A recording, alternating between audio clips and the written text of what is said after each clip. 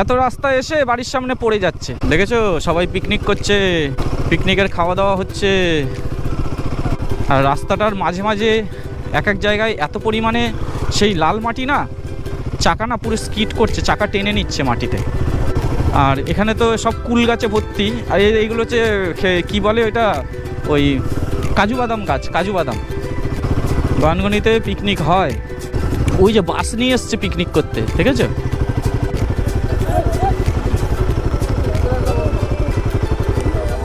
আরে পড়ে যাচ্ছিস কেন?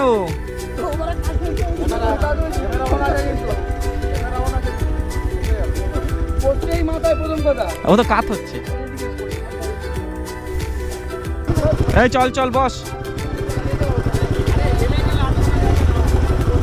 এত রাস্তা এসে বাড়ির সামনে পড়ে যাচ্ছে। এই আমার তো এইটা প্রশ্ন, এই বাসগুলো আসলো কোথার থেকে? হ্যাঁ রে, এই বাসগুলো এলো কোথার থেকে? আমরা যেখান থেকে এলাম ওখান থেকে তো বাস আসা সম্ভব নয়। হ্যাঁ, বাস পাল্টি খেয়ে যাবে। এটা হচ্ছে সেই পার্ক যেটা আমি ভিডিওতে দেখেছিলাম, যাতে এন্ট্রি ফি 5 টাকা করে লাগে। আর ভিতরে একটা রেস্টুরেন্ট আছে। আর এর ভিতরে না একটা ওয়াচ টাওয়ারও রয়েছে। আগে গাড়িটা সেফ জোনে পার্ক করে দিই। এই সেফ জোনে গাড়ি পার্ক হয়ে গেল।